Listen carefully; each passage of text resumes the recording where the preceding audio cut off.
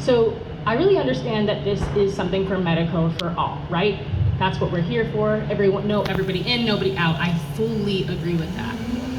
And I just want to make sure that everyone understands how often deaf and hard of hearing people are looked over in the medical system, specifically for interpreters. A lot of deaf people have lost their lives because of being delayed care because of the need of an interpreter all over. Let me back up for a second. Really, generally, deaf and hard of hearing people, they have Medicare. We're given to us. But there is so much conflict when it comes to having an American Sign Language interpreter given to us when we need care. Why?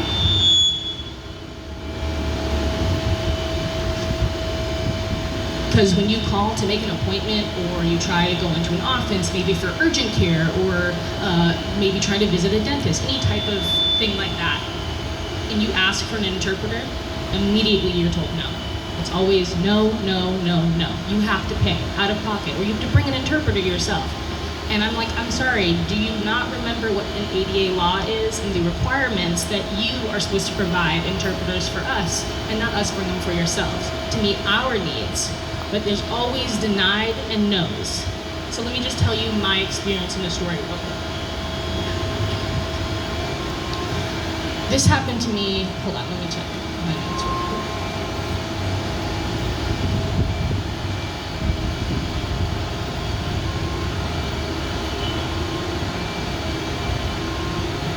All right. I want to ask you all to raise your hand if you know the term AUDISM, autism.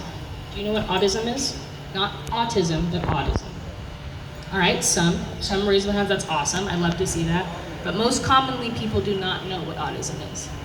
It's pretty similar to what you would assume is ableism, but it is related to deaf and hard of hearing people. Hearing people always believe, and it's this term that means that hearing people believe that their way is better, that the English spoken language is above a sign language, and it's wrong in some way. Sign language is a language. It's the same as spoken language. We have a human right, just like I am interpreting it in English. We have the exact same way of communicating, just completely different languages. I use my hands, you use your voice. But a quote that I use for myself is, my hands are my voice. You use your voice, my hands are mine. And so not having that access. Autism happens most often in the medical industry because when it comes to Medicare for all, one thing that I usually don't see is access listed there. And so I'm here just to educate. I'm not here to yell at anyone. I'm not here to tell anyone that you're doing a bad job. It's to ask you to lean in. I'm asking you to not give a deaf or a hard of hearing person issues or telling them that they need to pay. Like myself, I had to delay my care and I haven't been able to work for a year because I was charged $250 to pay for an interpreter myself just to see a doctor for a workman's comp charge. And I've been trying to fight that for years, and it's bullshit. It doesn't make any sense. I've told them that what my rights are. And my last little condensed story is my most horrible experience with autism. I went to a festival